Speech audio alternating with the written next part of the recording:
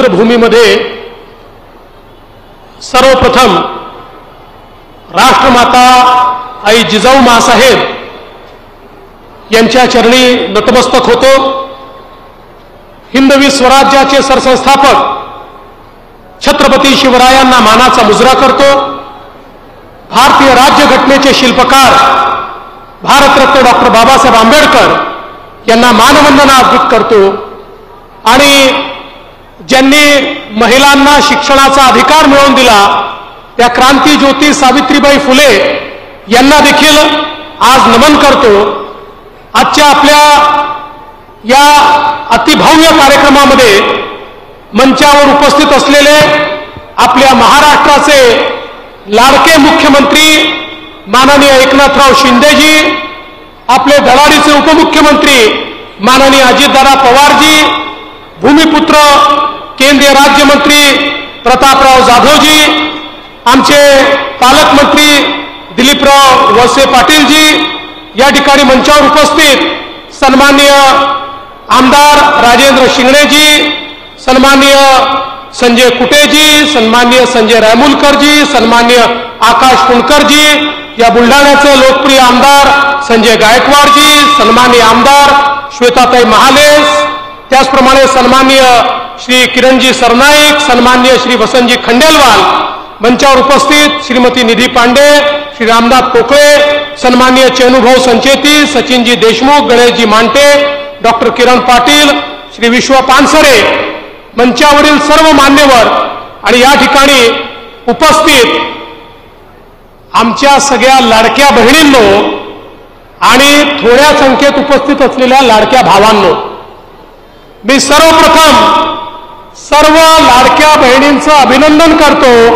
एवढ्या विशाल संख्येने तुम्ही या ठिकाणी उपस्थित झालात आणि ज्या भावाच्या पाठीशी बहिणीचं प्रेम आहे त्या भावांना कोणीही त्यांचं काही वाकडं करू शकत नाही आणि म्हणून माननीय मुख्यमंत्र्यांना, अजितदादांना, आम्हाला सगळ्यांना तुम्ही ही जी प्रेमाची राखी या ठिकाणी बांधली, जन्मभराचं नातं तुमचं आणि आमचं आज या ठिकाणी तयार झालंय। बहिणींनो, देशाचे पंतप्रधान माननीय नरेंद्र मोदीजींनी सांगितलं विकसित भारत तयार करायचा आहे, पण मोदीजींनी सांगितलं भारत जर विकसित करायचा असेल तर आपल्याला या भारताची 50% लोकसंख्या असलेल्या आमच्या ज्या महिला आहेत, माता आहेत, भगिनी आहेत, मुली आहेत यांचा विकास करावा लागेल। जेव्हा महिला विकासाच्या केंद्रीकरणात येतील, आर्थिक विकास,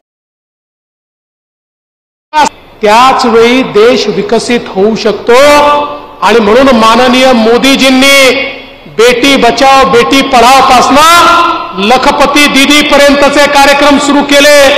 या महाराष्ट्रामध्ये परवाच जळगावला 11 लाख लखपती दीदींचा सत्कार आम्ही केला, ज्या आपल्यासारख्याच सामान्य गृहिणी होत्या, पण आज कोणी वर्षाला 2 लाख, कोणी 4 लाख, कोणी 8 लाख कमवत आहेत मोदीजींच्या लखपती दीदी योजनेच्या अंतर्गत। आणि आम्ही त्या दिवशी निर्धार केला महाराष्ट्रामध्ये किमान 1 कोटी बहिणींना येत्या काळामध्ये लखपती दीदी बनवायचं, म्हणजे 1 कोटी महाराष्ट्रातल्या आमच्या बहिणी अशा असतील ज्या वर्षाला 1 लाखाच्या वरच पैसा त्या ठिकाणी कमवतील, त्यांना अशा संधी या माननीय मोदीजींच्या नेतृत्वात आपण उपलब्ध करून देणार आहोत। आणि जे मोदीजींनी सांगितलं तेच या महाराष्ट्रामध्ये आमचे मुख्यमंत्री शिंदेजी यांच्या नेतृत्वात आम्ही सुरू केलं।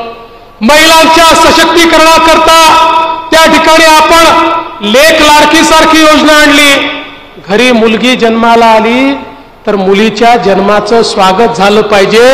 जन्माला आली की 5,000, पहिल्या वर्गात गेली की 5,000, चौथ्या वर्गात गेली की 7,000, 7व्या वर्गात गेली की 7,000, असं करत करत मुलगी 18 वर्षाची होईल तेव्हा तिला 1 लाख रुपये सरकारच्या वतीनं देण्याचा निर्णय आपण केला।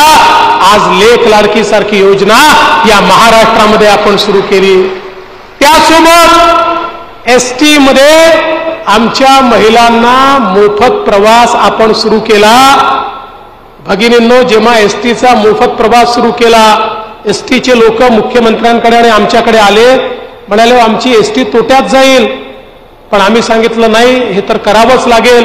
काही दिवसांनी तेच लोक आले, म्हणाले इतकी चांगली योजना तुम्ही आणली, इतक्या महिला प्रवास करतायत, आमची एसटी फायद्यामध्ये आली. तोट्यातली एसटी फायद्यामध्ये आणण्याचं काम तुम्ही या ठिकाणी केलं.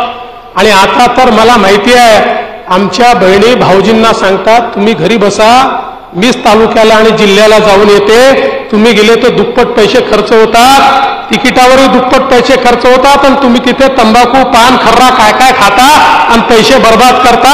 मी अर्ध्या पैशात करून येते, म्हणून आमची ताईच आता जाते आहे. अशा प्रकारे आमच्या तायांना सक्षम करण्याचं काम हे या ठिकाणी आपल्या सरकारने केलं.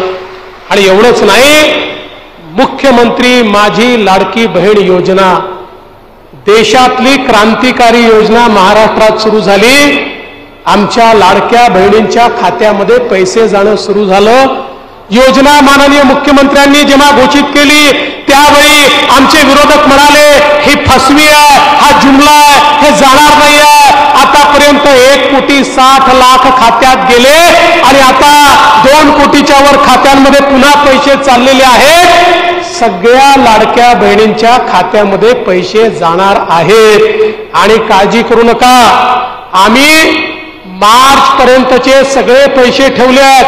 तुमच्या आशीर्वादाने मार्च मध्ये पुन्हा बजेट मांडू, त्याच्या पुढच्या मार्च 2026 पर्यंतचे पैसे ठेवू. शेवटी बजेटमध्ये 1-1 वर्षाचे पैसे ठेवता येतात. पण तजवीज अशी केली आहे, काहीही झालं पुढचे 5 वर्ष ही योजना बंद होणार नाही, ही योजना सुरूच राहील. मी याकरता हे सांगतो. आता आमचे विरोधक रोज नवीन सांगतात, म्हणतात निवडणुकीनंतर बंद होणार. मग आदिवासी समाजात जाऊन सांगतात तुमचे पैसे लाडक्या बहिणींना देऊन टाकले. दलित समाजात जाऊन सांगतात तुमचे पैसे देऊन टाकले. शेतकऱ्यांमध्ये जाऊन सांगतात तुमचे पैसे देऊन टाकले. नाही, आम्ही आदिवासी समाजाचे पैसे केवळ आदिवासी समाजाकरता, दलित समाजाचे पैसे पै न पै दलित समाजाकरता, शेतकऱ्यांचे पैसे पै न पै शेतकऱ्यांकरता, हे सगळे पैसे खर्च करूनही त्याच्या व्यतिरिक्त पैसा उभा केला आणि आमच्या लाडक्या बहिणींना पैसा देतोय. आमच्या लाडक्या बहिणींना कोणाच्या दुसऱ्याच्या ताटातलं ओढून आम्ही या ठिकाणी देत नाही. आणि म्हणूनच ही योजना आम्ही चालवतच राहणार आहोत, कोणीही आम्हाला थांबवू शकत नाही. पण यांची नियत कशी आहे बहिणींनो, हे लक्षात घ्या. काल परवा काँग्रेसचे एक माजी मंत्री म्हणाले आमचं सरकार आलं की आम्ही लाडकी बहीण नाही. तर काँग्रेसचे अध्यक्ष नाना पटोले यांचे निवडणूक प्रमुख हे कोर्टात गेले अनिल वडपल्लीवार की लाडकी बहीण योजना हा पैशाचा अपव्यय आहे, हा पैसा लुटवणं आहे, त्यामुळे ही योजना बंद करा. पण काळजी करू नका, तुमचे 3ही भाऊ माननीय मुख्यमंत्र्यांच्या नेतृत्वात काही झालं तरी देखील ही योजना बंद होऊ देणार नाही. हा शब्द तुम्हाला या ठिकाणी देण्याकरता निश्चितपणे आम्ही आलो आहोत. आणि एवढंच नाही तर आज मुलींकरता मोफत शिक्षणाचा विषय असेल, इतक्या मोठ्या प्रमाणात आज मुलींना 507 कोर्सेसमध्ये हजारो कोटी रुपये मोफत शिक्षणाकरता आपण दिले. आता मोफत शिक्षणाची उच्च शिक्षणाची चिंता करायची गरज नाही. 1 लाख फी असो, 2 लाख फी असो, 50,000 फी असो, सगळी फी राज्याचं सरकार भरणार आहे. ही अवस्था आज आपल्या सरकारने या ठिकाणी केली आहे. आणि आमच्या भावांकरता देखील 10 लाख भावांना अप्रेंटिसची योजना त्या ठिकाणी आणली. 10,000 रुपयापर्यंत त्यांचा पगार महाराष्ट्राचं सरकार देत आहे. आणि शेतकऱ्यांकरता देखील आपल्या सरकारने मोफत विजेची योजना आणली. आता शेतकऱ्यांना विजेचं बिल भरायची गरज नाही, शेतकऱ्यांना मोफत वीज मिळणार. आणि एवढंच नाही, आता आम्ही शेतकऱ्यांची वीज सोलरवर टाकण्याची सुरुवात केली आहे. 2 वर्षामध्ये महाराष्ट्रातल्या शेतकऱ्यांना मोफत तर वीज मिळेल, पण 7ही दिवस 365 दिवस दिवसाची वीज ही आमच्या शेतकऱ्यांना त्या ठिकाणी मिळेल. रात्री शेतीमध्ये जाण्याची आवश्यकता आमच्या शेतकऱ्यांना पडणार नाही. ही व्यवस्था देखील आपल्या सरकारने केली. मागच्या काळामध्ये आपल्याला माहिती आहे, मागच्या खरीपामध्ये कापूस आणि सोयाबीनचे भाव पडले. आपल्या सरकारने बोनस देण्याचा निर्णय केला. आचारसंहिता होती, देऊ शकलो नाही, पण मुख्यमंत्र्यांच्या नेतृत्वामध्ये आचारसंहिता संपल्याबरोबर निर्णय केला. आता ते पैसे देखील खात्यांमध्ये जायची सुरुवात होते. आमच्या शेतकऱ्यांना कापूस आणि सोयाबीनच्या भावापोटी 4,000 कोटी रुपये थेट त्यांच्या खात्यामध्ये आपण या ठिकाणी देतोय. 1 रुपयात पीक विम्याची योजना आपण आणली.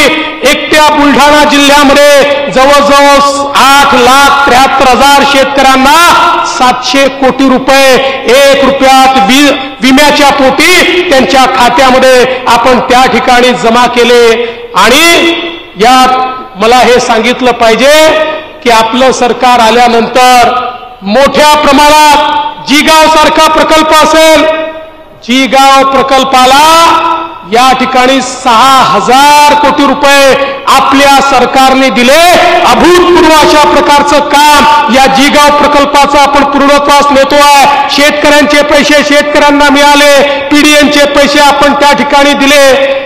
पूर्वीच्या काळी लोक म्हणायचे जिगाव प्रकल्प कधी पूर्णच होऊ शकत नाही. आज त्याला पैसे देऊन पूर्णत्वाकडे नेण्याचं काम आपल्या सरकारने या ठिकाणी केलं. आणि एवढंच नाही तर सगळ्यात महत्वाकांक्षी प्रकल्प वैनगंगा नळगंगा नदीजोड प्रकल्प, ज्या प्रकल्पाच्या माध्यमातून त्या ठिकाणी भंडारा जिल्ह्यामध्ये, नागपूर जिल्ह्यामध्ये गोसेखुर्दच्या खालून वाहून जाणारं पाणी 550 किलोमीटरची नदी आम्ही तयार करतोय आणि या बुलढाणा जिल्ह्यामध्ये ते पाणी आम्ही आणतोय.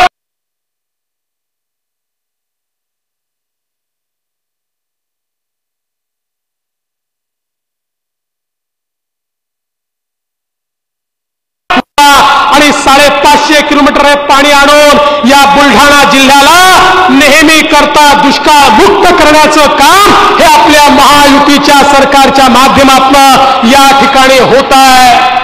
मला सांगा, हे दुसरं कोणी करू शकतं का? या सरकारमध्ये ही ताकद आहे म्हणून आम्ही हे करून दाखवलेलं आहे. आणि म्हणून अनेक प्रकल्प आहेत. आज आपण पाहू शकतो, अरकचेरी असेल, आलेवाडी असेल, 482 कोटी रुपये आपण त्या ठिकाणी दिले. वेगवेगळ्या प्रकारची जी कामं या ठिकाणी आहेत, मला अतिशय आनंद आहे. मी त्याची यादी वाचणार नाही, मुख्यमंत्र्यांना देखील भाषण करायचं आहे. आज पोलीस अधीक्षक कार्यालय असतील, पोलिसांचं हाऊसिंग असेल, वेगवेगळ्या गोष्टींना आपण निधी दिलाय. सगळ्याचं उद्घाटन होत आहे. इतक्या मोठ्या प्रमाणात बुलढाणा जिल्ह्यामध्ये ट्रान्सफॉर्मेशन करण्याचं काम या ठिकाणी चाललेलं आहे. आणि आज तर सकाळी महापुरुषांच्या पुतळ्यांचं उद्घाटन या ठिकाणी झालं. आमदार साहेब, मला तर वाटतं हा एक रेकॉर्डच असेल, एका दिवशी इतक्या महापुरुषांच्या भव्य पुतळ्यांचं उद्घाटन होणं. आणि आज आपण हा संकल्प घेऊया, पुतळ्यांचं उद्घाटन तर आपण केलंय, पण महापुरुषाच्या विचारांनीच आपल्याला पुढे जायचं आहे. अशा प्रकारचा विचार देखील आज आपण अंगीकारला पाहिजे. आणि म्हणून मी पुन्हा एकदा बुलढाणा जिल्ह्यातल्या सगळ्या लाडक्या बहिणींचे मनापासून आभार मानतो. काही बहिणी दूर होत्या, त्यामुळे त्या राख्या आमच्यापर्यंत पोहोचवू शकल्या नाही. बहिणींनो, तुमच्या राख्या मनातून आमच्यापर्यंत पोहोचल्या. बहिणींचं प्रेम हे त्यांच्या डोळ्यातनं दिसतं, हे त्यांच्या हृदयातनं दिसतं, हे त्यांच्या चेहऱ्यावरनं दिसतं. तुमचं हे प्रेम असंच आमच्या पाठीशी राहू द्या. हे तुमचे भाऊ तुमचं कल्याण करण्याकरता दिवस रात्र एक करतील, एवढाच विश्वास तुम्हाला देतो. आणि माझं बोलणं संपवतो. धन्यवाद. जय हिंद, जय महाराष्ट्र. माननीय उपमुख्यमंत्री